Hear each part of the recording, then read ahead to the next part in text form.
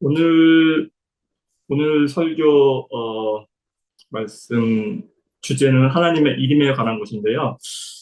제가 생각하기에 조금 어려울 수도 있다는 생각이 조금 드는데 혹시라도 오늘 전하는 메시지 중에서 부연 설명이 필요하거나 또 이해가 잘 안 되시는 부분이 있으면은 우리 예배 시간 끝나고 또 이렇게 교제 시간이 있거든요. 그 시간 통해서 마음껏 편하게 질문을 해주시면 감사하겠습니다. 음, 어, 하나님이 어떻게 생기셨을까요? 생각해 보신 적 있으십니까? 음, 그 로마 교황청에 위치한 이 바티칸 시국이라는 곳이 있죠. 이 바티칸 시국에 그 시스타나 성당 그 천장에 보면은 그 유명한 미켈란젤로의 그 천지창조라는 그림이 그려져 있습니다. 음, 그 여기에 보면은 하나님은 그 흰 수염이 난 그런 할아버지의 모습으로 그려져 있는 걸 볼 수 있습니다. 그 로마 교황청이라고 하면은 소위 말하는 이 세상의 교회를 대표하는 곳이죠. 세상의 교회를 대표하는 곳이라고 말할 수 있는데 그런 곳에 그려져 있는 그림이 그런 모습이니까 우리가 이제 생각하기에 하나님의 모습이 이제 그 모습에 가장 가까운 모습이라고 혹은 이제 그 모습이 이 교회가 자신 있게 내놓을 수 있는 이 가장 성경적인 모습이라고 생각하기가 쉬울 것 같습니다. 그러나 이 결론부터 말씀드리자면은 그렇지 않습니다. 이 하나님은 인간의 모습을 하고 있지 않으십니다. 어, 이 성경 속에서 나타난 하나님의 진짜 모습은 말하자면 그 영입니다. 영. 그 영을 뜻하는 히브리어는 르하우죠. 르하우. 헬라어로는 푸니마라고 그러고. 그러니까 이 말이 뜻하는 바는 이제 바람이라든지 숨결, 부는데 숨결, 그 뜻이 이제 이 르하우의 뜻입니다. 그러니까 바람이나 숨결이 그러듯이 하나님은 우리가 볼 수 있는 그런 어떤 그런 모습을 갖고 있지 않다라는 그런 의미가 있겠죠. 물론 이 성경에 보면은 이 하나님께서 인간의 모습으로 나타날 수 없는 건 아닙니다. 항상 보면 하나님께서 인간의 모습으로 나타나시죠. 가령 예를 들면은 그 아브라함에게는 사람의 모습으로 나타나셨죠. 그리고 또 모세와는 직접 대면해서 이야기를 나누기도 하십니다. 출애굽기에 보게 돼요. 오늘 이제 본문에서도 읽었지만 직접 대면해서 이야기를 나누기도 하시고. 하지만 이런 것들은 이 하나님께서 자신을 현현하시는 자신을 드러내는 한 가지 이 방편으로서 이 방법으로서 나타낸 것일 뿐 그것이 그 모습이 하나님의 본래 모습은 아니라는 것이죠. 이 기독교 신앙에 있어서 사실 이 점을 이해하는 게 굉장히 중요합니다. 왜냐하면 우리가 이 하나님을 우리처럼 우리 인간처럼 생겼다고 그러니까 하나님이 우리 인간처럼 생겼다고 생각하는 한 더 나아가서 하나님이란 존재가 우리가 구체적으로 상상할 수 있는 어떤 실체요, 어떤 구체적인 대상이라고 생각하는 한 그것이 어떤 모습이 됐든지 간에 그렇게 우리가 상상할 수 있는 어떤 실체요, 어떤 대상이라고 생각하는 한 이 기독교에서 말하는 그 하나님을 우리가 진정으로 올바르게 이해할 수 없기 때문입니다. 물론 이 신학자들에 따라서는 이 창세기에서 보면 이 하나님께서 그렇게 말씀하시잖아요. 우리의 형상과 모양을 따라. 그러니까 우리의 형상과 모양을 따라 우리의 모양대로 우리가 사람을 만들고 이렇게 표현하신 부분이 있습니다. 이런 표현을 두고서 이 하나님의 형상이 이 사람의 형상과 비슷할 것이라고 그렇게 생각하는 사람도 있기는 하지만 그러나 이 보편적으로 보게 되면 여기에 사용된 이 형상과 모양이라는 이 단어는 이 하나님의 외적인 모습, 이 외적인 형태를 말하는 것보다는 하나님의 그 내적인 본성, 이 내적 본성을 뜻한다고 보는 것이 신학계에서보다 이 보편적으로 해석하는 그러한 해석입니다. 그러니까 하나님의 모습이 없다라는 거죠.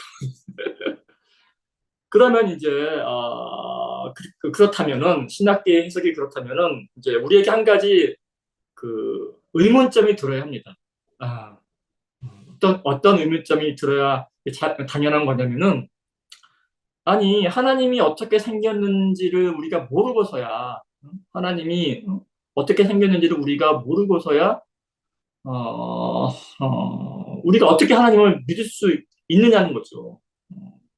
그러니까 이 하나님이 어떤 우리가 상상할 수 있는 어떤 실체적 대상이 아니라면은 그런 어떤 실질적인 대상이 그렇게 대상화할 수 없는 존재라면은 우리가 어떻게 그 하나님을 믿고 의지할 수 있겠는가 하는 그런 의문이 그런 의문을 우리가 가져야 한다는 것. 그런 의문이 생기는 게 당연하다는 것입니다. 왜냐하면 이게 그럴 것이 이 세상에 존재하는 거의 모든 종교는요, 그러니까 구체적으로 섬겨야 할 대상을 가지고 있습니다. 이 종교는 종교란 자고로 구체적으로 섬겨야 할 이 대상을 가지고 있는 게 이 종교죠.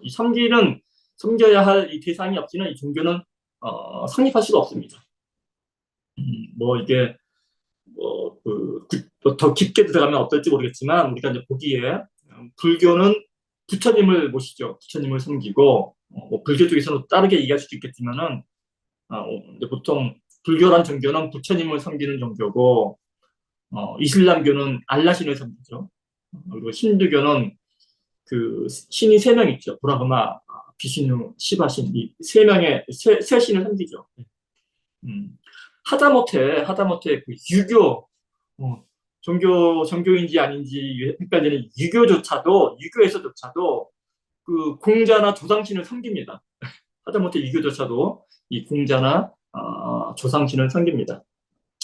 그래서 우리 기독교도 우리가 예수님을 섬긴다고 쉽게 생각을 하는 것 같습니다. 그러나 제가 늘 드리는 말씀이지만 이 기독교의 하나님은요, 기독교의 예수님은 기독이 이제 예수라는 뜻이니까 이 기독교의 예수님은 섬김의 대상이 아닙니다. 섬김의 대상이 아니라 굳이 말씀드리자면은 신앙의 대상이죠. 신앙의 대상입니다. 뭐가 다르냐 이렇게 반문하실 분도 분명히 있으실 터인데 하여튼 그렇습니다. 섬김의 대상이 아니라 우리의 신앙의 대상입니다. 좀 더 구체적으로 말씀드리자면은 믿음의 대상인 거죠. 적어도 믿음의 대상입니다. 신앙의 대상이 아니라.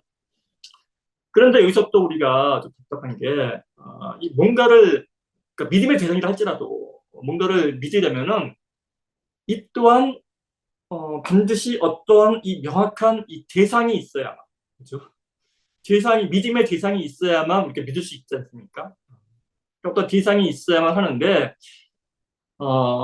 이게 그렇지 않다고 하니까 답답한 거죠. 그래서 사실 우리가 이 신앙생활을 하는 데 있어서 특히나 이 기독교 신앙을 우리가 갖는 데 있어서 이 하나님이란 분이 하나님이 어떠한 존재인지를 우리가 올바로 이해하는 것은 정말 중요한 문제입니다. 우리 신앙에 있어서 어떻게 보면 가장 중요한 문제, 매우 중요한 문제라고 볼 수 있습니다. 그런데 이제 그 일이 결코 쉬운 작업이 아니죠. 단순한 작업이 아닙니다. 그게 문제입니다. 왜냐하면 서두에 말씀드렸다시피 이 기독교에서 말하는 하나님은 이 기독교 성경에서 말하고 있는 하나님은 그 어떤 그 존재적인 어떤 실체적인 의미를 지니고 있지 않으신 분이기 때문에 그렇습니다. 그게 정확한 성경이 말하고자 하는 하나님의 그 어떤 부분이기 때문에 그렇습니다. 우리가 이제 중세 시대를 흔히 이제 암흑 시대라고 하지 않습니까? 그런데 이 신학에서만큼은 이 중세 시대는 암흑 시대가 아닙니다. 다른 부분에서는 암흑 시대일지는 모르겠지만 이 신학에서만큼은 중세 시대는 암흑 시대가 아니고요. 오히려 신학이 꽃을 피운 시기가 바로 중세 시대입니다. 신학의 시대인 거죠. 그런 이 중세 시대에 가장 탁월한 신학자를 꼽으라고 하면은 여러 사람 꼽을 수 있겠지만 많은 사람들이 주저없이 꼽는 사람 중에 한 사람이 누구냐면은 토마스 아퀴나스입니다. 이 천주교 가톨릭의 성인이죠. 토마스 아퀴나스를 꼽습니다. 그런 이 토마스 아퀴나스가 이 평생에 걸쳐서 연구한 주제가 뭐냐면은 이 하나님에 관한 것입니다. 하나님이 무엇인지, 하나님이 어떠한 분이신지, 그러니까 하나님이 어떠한 분이신지, 그러니까 하나님의 존재에 대한 답을 찾기 위해서 평생의 노력을 기울였던 사람이 바로 이 토마스 아퀴나스입니다. 그의 신학대전 책을 통해서 그런 그가 이 평생의 연구 끝에 내린 최종 결론이 뭐냐면요. 하나님이란 분은, 하나님이란 존재는 존재하는 어떤 것이 아니라 존재 자체, 존재 그 자체라는 것이었습니다. 좀 이 부분이 참 이해하기가 힘드실 터인데 어쨌든 끝까지 한번 들어보시기 바랍니다. 이 가톨릭 교회의 대표적인 신학자가 이 하나님을 그 인간의 형상을 지닌 그 어떤 인격체로 그릴 것이 아니라 오히려 이 존재 자체, 이 존재와 같은 어떤 철학적인 개념으로 설명을 하고 인식을 했다라는 것이 조금은 우리에게 좀 생소하게 느껴질 수도 있을 것입니다. 그러나 이 토마스 아퀴나스의 이와 같은 생각은 사실은 이 지극히 성경적인 생각에서 출발을 한 그런 생각입니다. 왜냐하면 이 토마스 아퀴나스는 우선 먼저, 그러니까 토마스 아퀴나스의 그 사고의 흐름이 그렇습니다. 우선 먼저 이 하나님이 어떠한 존재인지를 알려면은 가장 먼저 이 하나님이 어떤 식으로 불려지는지를 알아야 한다고 그렇게 생각을 했던 것입니다. 그러니까 하나님의 이름이 무엇인지를 알아야 한다고 그렇게 생각을 했던 것입니다. 왜냐하면 이 고대 중동 지역에서 보게 되면은 그 이름이야말로 그것의 정체성을 드러내는 가장 본질적인 것으로 여겨졌기 때문입니다. 그러니까 예를 들어서 그 아브라함이라는 이름이 있지 않습니까? 이 아브라함이라는 이름에는 그 많은 민족의 아버지라는 뜻이 있죠. 그게 아브라함의 이제 본질이죠. 정체성이 되어버렸죠. 그리고 그의 아내 그 사라는 그 이름을 이제 그 우두머리, 그러니까 민족이 우두머리라는 이름에서 여러 민족의 어머니라는 그런 이름이죠. 그러니까 하나님께서 이름을 바꿔주심으로 인해서 그 정체성을 바꿔주시는 거죠. 그러니까 모세라는 이름도 이제 건져 올린 자라는 그런 의미이지 않습니까? 야곱이라는 이름은 다들 잘 아시다시피 뭐 발목을 잡자, 사기꾼 뭐 이런 의미가 있고. 그러니까 이 성경에 나오는 인물들의 이름은 보통 그 사람의 어떤 신분이나 특징 또는 이 삶의 의미, 삶의 목적을 나타낸다고 보시면 맞습니다. 때문에 이 기독교의 하나님을 알기 위해서는 우선 먼저 이 하나님의 이름을 알아야 한다고 생각을 한 것이죠. 그러니까 하나님이 어떠한 이름으로 불리고 있는지를 먼저 알아야 고찰해야 된다고 생각을 했던 것입니다. 이 구약 성경에서 하나님을 가리키는 일반 명칭은 그 엘입니다. 엘. 이 엘이 이제 이슬람교에서는 알라라고 하는데 이 알라도 역시 그 엘이랑 같은 말이에요. 하나님을 뜻하는 이 알라 역시 엘과 같은 말입니다. 이 엘이라는 말에서 뭐 엘 샵다이, 엘 올람, 엘로힘 뭐 이렇게 이제 하나님을 부르는 이제 수많은 이름들이 이제 파생이 된 것이죠. 그런데 이러한 이름들은 이게 하나님의 본질적인 이름이 아니라 이러한 이름들은 모두 그 히브리인들이 유대인들이 그 자신들의 삶 가운데 그들이 경험한 그 삶 속에서 그들이 경험한 하나님에 대해서 그러니까 그들이 경험한 하나님에 대해서 그들이 붙인 명칭일 뿐, 그러니까 그들의 견해일 뿐, 그들이 가진 하나님에 대한 어떤 견해일 뿐, 그 하나님이 직접 자신에 대해서 밝힌 그런 이름은 아니죠. 그렇기 때문에 이러한 이러한 이름을 통해서 우리가 하나님에 대해서 알 수 있는 바는 없는 거죠. 이런 이런 이름을 통해서 히브리인들이 하나님에 대해서 붙인 이름을 통해서는 우리는 하나님에 대해서 바로 알 수는 없습니다. 그런데 이 성경에 하나님께서 스스로가 자신의 이름을 직접 밝히신 대목이 있죠. 바로 오늘 본문에서 읽은 출애굽기 3장 14절의 말씀입니다.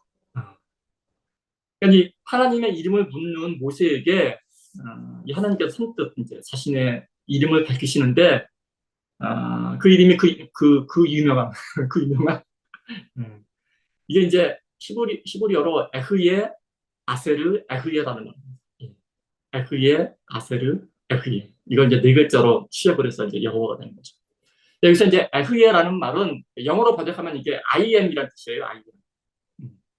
그리고 이제 그 아세르라는 말이 중요하게 아세르라는 말이 일종의 그 관계대명사 같은 말이니까 그러니까 이제 에흐예 아세르 에흐예 그러면 이게 영어로 번역하면은 I am who I am 그게 되는 거죠.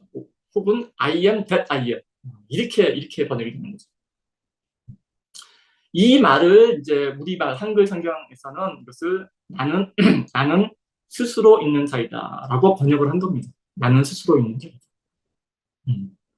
그러니까 I am that I am을 나는 스스로 있는 자라고 번역을 한 게 이게 보게 되면요 이게 굉장히 탁월한 번역입니다. 왜냐하면 이 I am이란 말 자체가 사실 온전한 문장이 아니지 않습니까? I am은 어떻게 번역을 해요? 나는 이다인데 나는 이다. 그러니까 나는 이다. 그런데 나는 이다. 뭐 이렇게 할 수도 없고. 그러니까 아무런 뜻이 없는 말이기 때문에 번역하기가 굉장히 힘든 말이죠. 그 뒤에 무언가 I am 다음에 무언가 뒤에 뭔가 붙어야지만 수로가 붙어야지만 말이 되는데 비로소 의미가 생기는데 그냥 I am that I am 해버리게 되면은 이거 도대체 어떻게 번역을 해야지 막막할 것입니다. 그런데 놀라운 것은 그 옛날 그 영어 교과서도 없었던 당시에 영어를 배우신 분들이 그 옛날 그 성경을 우리말로 번역을 하셨을 때 이 말을 나는 스스로 있는 자이다 라고 번역을 한 거죠. 정말 놀라운 번역이 아닐 수 없습니다. 그러나 정말 영어 번역으로서는 뛰어나게 이 말이 되게 번역을 하셨는데 그러나 정말 유감스럽게도 이 번역은 오늘날 우리가 이 하나님을 오해하는데 잘못 이해하는데 이 많은 역할을 한 그런 번역이기도 합니다. 무슨 말인가 하면은 왜냐하면은 이 스스로 있는 자 했을 때 그 있는 자라는 말은 마치 그게 없었던 전능한 자, 강한 자 이런 말처럼 하나님이 어떠한 하나의 실체, 하나의 존재물인 것처럼 그렇게 오해될 소지가 있기 때문입니다. 이 히브리어 이 에흐예 아세르 에흐예에서 에흐예라는 말은 사실 어떤 실체를 가리키는 말이 아니죠. 그냥 어떤 단순히 그 있음을 나타내는 말에 불과합니다. 있음. 이다라는 말인 거죠. 그러니까 영어 번역 IM도 마찬가지입니다. 그러니까 IM이라는 것은 에흐예를 그저 이제 히브리어로 번역을 한 거에 불과한데 히브리어는요 이그 문법 특성상 그 동사에 주어가 포함이 되어 있어요. 한 단어에 주어가 포함되어 있었죠. 그거를 이제 영어 번역을 하려다 보니까 I라는 주어를 집어넣어서 IM을 했는데 사실 보다 그 직설적으로 번역을 한다면 이 에후예라는 말은요 그냥 비동사예요. 비동사.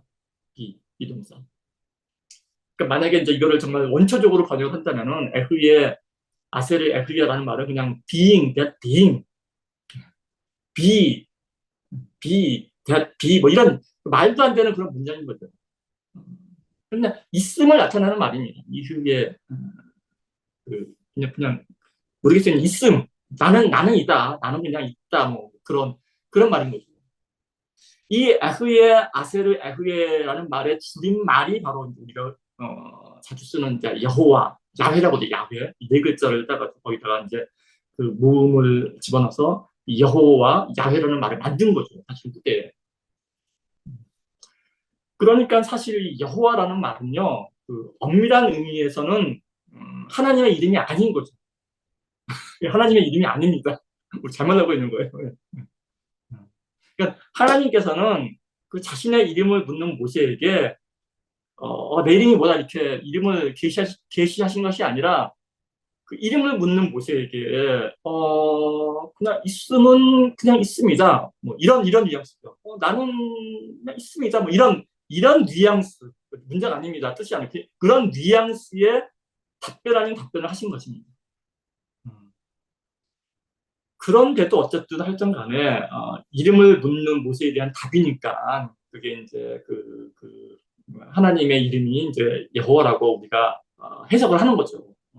그러니까 하나님께서 자신의 존재를 여호와라는 이름으로 계시하셨다고 그렇게 여기는 거죠. 그래서 어쨌든 간에 좋든 싫든 하나님께서는 이름을 갖게 되셨고 우리에게는 이 하나님이 하나의 대상, 하나의 실체, 하나의 어떤 구체적인 존재물처럼 그렇게 인식이 되는 그런 불가피한 일이 그런 일이 불가피하게 일어나게 된 것입니다.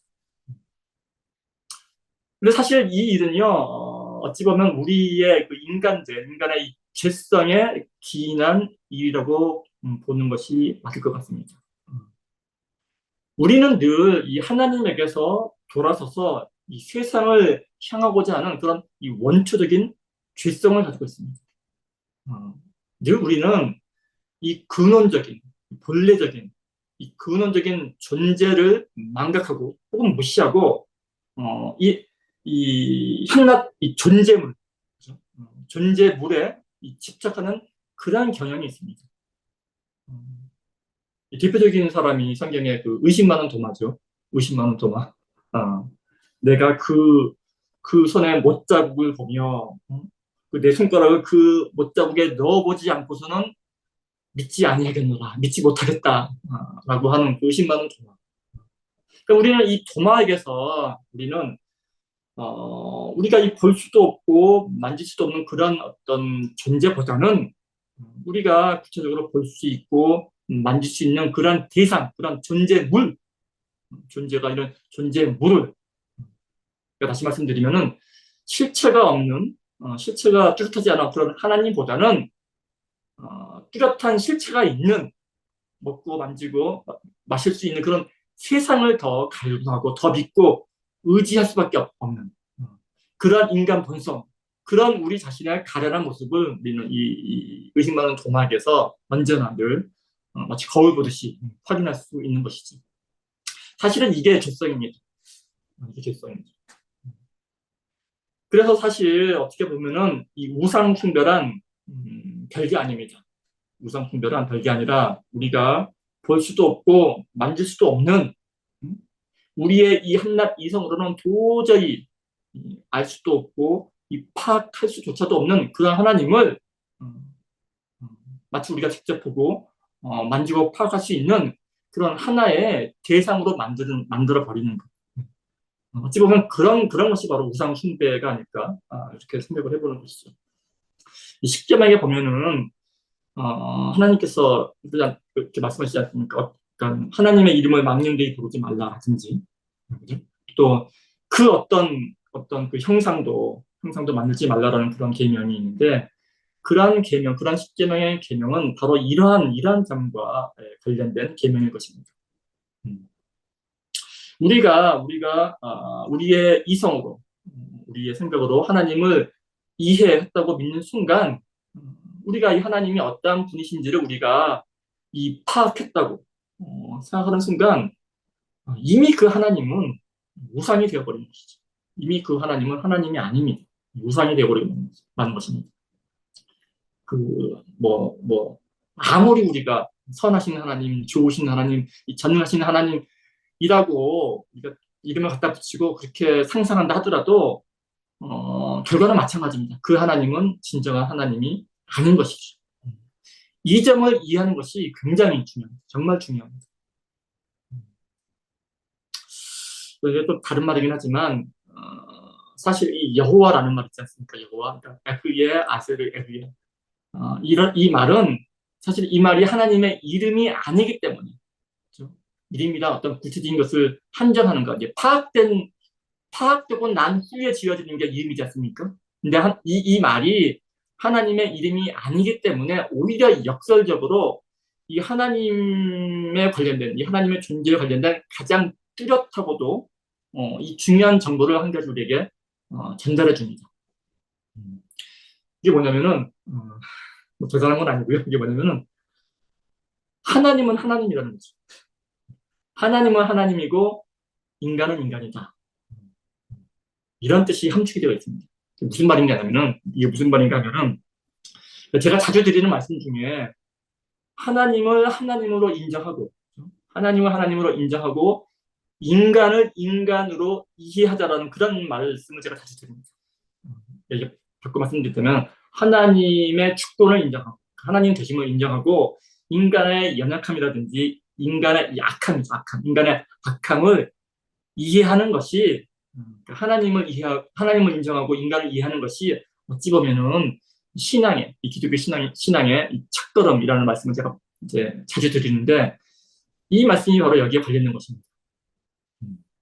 그러니까 우리는 일반적으로 뭐 당신 누구야라고 물을 때 모세가 하나님한테 하나님의 이름을 묻지 않습니까? 사실은 존재를 묻는 건데 당신 누구야라는 질문을 할 때 그 질문을 받은 사람은 나는 사람이요 이렇게 대답하지는 않습니다. 그죠? 말이 안 되는 거죠. 그러니까 최소한 그 질문한 사람과는 다른 부분을 대답을 해야 되는 거죠. 최소한 나는 한국 사람이라든지 나는 전라도 사람이요 나는 경상도 사람 이런 식으로 그 질문한 사람과 다른 부분을 대답을 해야지 이게 말이 되는 거죠. 질문자가 사람인데 당신 누구 했을 때 나는 사람이요 그러게 되면 이건 좀 적합한 대답이 아닌 거죠. 그래서 이렇게 그러니까 당신은 누굽니까? 이렇게 누군가를 묻는 질문에는 이렇게 이 누구냐를 묻는 질문에는 그 질문 자체에는 그러니까 다시 말씀드립니다. 이렇게 누구냐를 묻는 질문에 나는 무엇이다 라고 대답하는 것은 그 대답 속에 이미 너는 그 무엇이 아니다 라는 말이 포함되어 있다는 전제가 되어 있다는 거죠. 달라야 되니까. 이 논리를 출애굽기에 이 모세와 하나님과의 대화 속에서 우리가 살펴보자면은 모세가 당신의 이름은 무엇입니까? 묻지 않습니까? 이게 뭐냐면은 그 당시 문화에서는 이름을 묻는 것은 존재를 묻는 거예요. 당신은 무엇입니까? 이렇게 묻는 거예요. 그러니까 당신은 무엇입니까? 라고 묻는 이 모세의 질문에 하나님께서 나는 있습니다. 나는 존재다. 이런 대답을 하신다는 것은, 그러니까 이런 대답을 하시는 하나님의 진정한 뜻은 뭐냐면은, 너와 나는 구별된다는 거죠. 그러니까 너는 존재가 아니다라는 거예요. 나는 존재니까 너는 존재가 아니다라는 거죠. 너는 존재가 아니라 한낱 존재물. 존재가 아니라 존재물. 이게 되게 어려운 개념인데, 너는 존재가 아니라 한낱 그러니까 하나님께서 나는 존재 자체인데, 나는 있음 그 자체인데, 너는 그냥 한낱 존재물에 불과하지 않다. 그러니까 너는 흑인이 흙으로 돌아갈 그러한 한낱 존재물에 지나지 않는다라는 의미가 이 대답 속에 함축이 되어 있다는 거죠. 이 전제가 되어 있다는 것이죠. 그러니까 이게 뭐냐면 이게 하나님을 존재 자체로서 파악한 것이고 인간은 그저 한낱 이 존재물로서 피조물로서 파악한 것이라는 말씀입니다.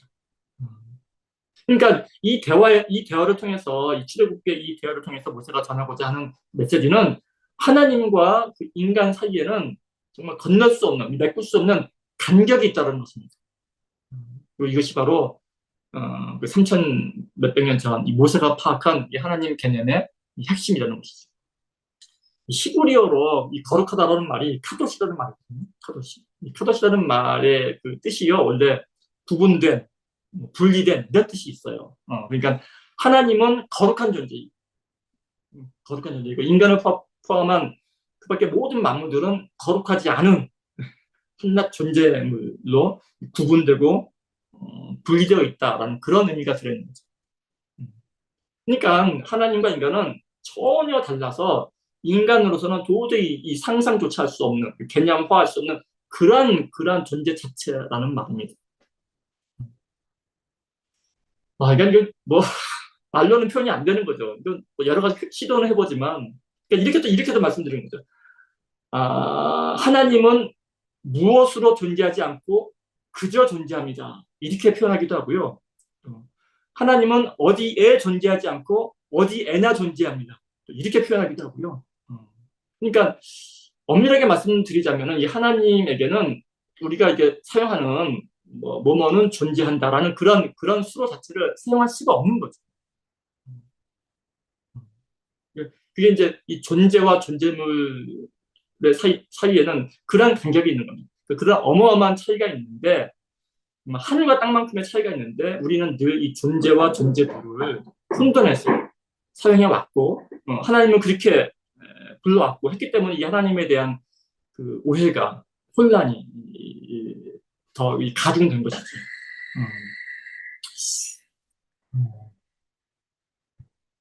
그렇다면, 네. 이 존재하고 존재물은 구체적으로 어떤 차이가 있을까요? 제가 계속 존재와 존재물은 엄청 차이가 있다고 말씀드렸는데, 구체적으로 보면 존재와 존재물에는 어떤 차이가 있을까요? 사실은 이게 서양 철학에 있어서 굉장히 커다란 이제 주제이기도 한데, 한 가지만 말씀드리자면요. 가장 두드러진 한 가지만 말씀드리자면은, 첫째 차이는 이 존재물은 변합니다. 변하죠. 그 존재물, 피조물인 이상 변하기 마련입니다. 그 원자 하나라도 변하기 마련이죠. 천년 만년 동안 뭐 원자 하나라도 이 변하는 게 그게 존재물이죠. 반면에 존재 자체는 변하지 않습니다. 그 점이 다릅니다.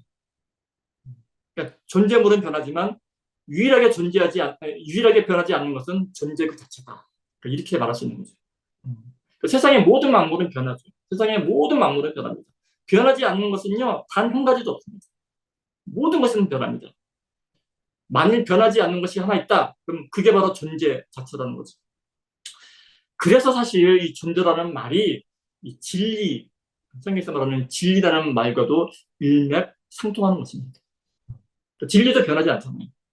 진리가 변하면 진리가 아니죠. 그래서 이 서양 철학이 플라톤 철학인데, 플라톤 철학에서는 이 존재를 이제 이데아로 인식해서 이데아. 왜냐하면 이데아가 변하지 않는 것이기 때문에 그렇습니다. 서양 철학에서는 이데아만이 변하지 않죠. 그래서 플라톤 철학에서는 이데아만이 진정한 존재이고 이데아가 진리입니다. 이데아만이 현실이고 나머지는 다 이제 허상이고 가짜라고 생각하는 거죠. 그러니까 우리가 세상에서 보고 만지는 뭐 이런 실체 같은 거 있지 않습니까? 뭐 이런 실체들이 전부 다 가짜여 허상이라는 거죠. 이거 다 허상이라는 거죠. 이거의 이데아는 변하지 않는 이데아는 다른 곳에 있다는 거죠. 이렇게 서양 철학은 철저하게 이데아와 허상, 진짜와 가짜, 선과 악, 빛과 어둠 이런 식으로 철저하게 모든 것을 이분법적으로 나누어서 생각하는 데서부터 시작을 합니다. 그래서 이 서양 철학은 적어도 이 근대 철학 이전의 서양 철학은 이원론 체제입니다. 이원론 체제. 그러니까 이 서양 철학을, 이 플라톤 철학을 신학에 접목시킨 게 이제 중세 신학이죠.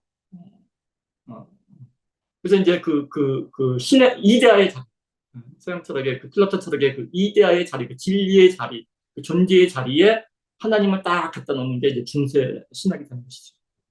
이게 얼추 이게 들어맞거든요. 이제.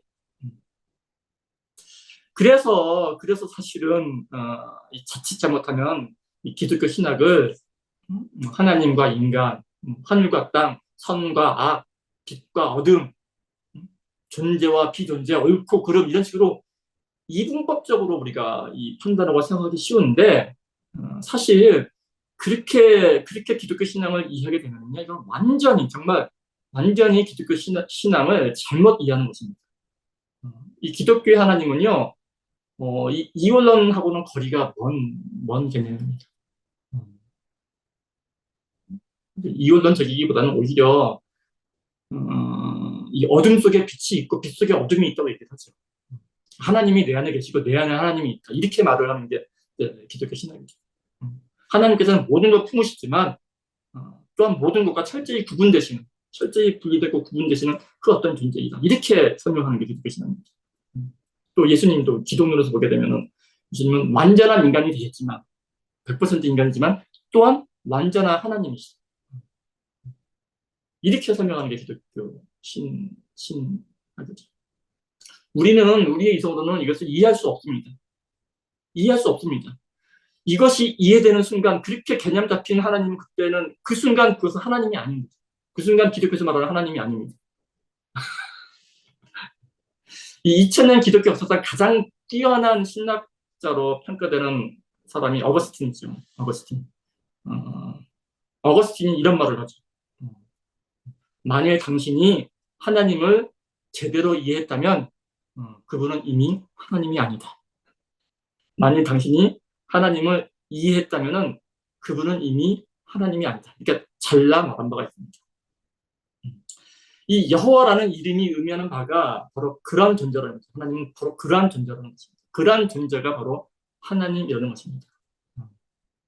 그래서 우리가 신앙생활 하면서 해야 할 일은요, 해야 할 일 전부는 그냥 하나님으로 겸손히 인정하는 것. 하나님을 하나님으로 겸손히 인정하는 것. 그것이 우리가 해야 할 일의 전부입니다. 함께 기도하시겠습니다.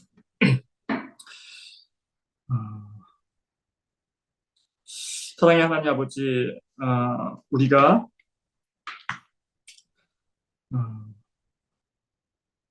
사랑의 하나님 아버지, 우리가 이 하나님은 이러이러한 분이시다. 하나님, 내 생각에 하나님은 이러한 분이시니까, 이렇게 선하신 분이시니까 이렇게 하셔야만 합니다. 하나님은 이렇게 하셔야만 합니다. 이런 생각을 품지 않도록 인도하여 주시옵소서. 아버지 하나님, 우리가 하나님을 품으려 하지 말고 오히려 하나님에게 품기는 자 되게 하시고, 하나님을 이해하려 들지 말고 하나님을 이해하려 들지 말고 소유하려 들지 말고 오히려 하나님을 하나님으로 인정하는 자가 되게 하여 주시옵소서. 이 모든 말씀 귀하신 예수님 이름으로 기도합니다. 아멘.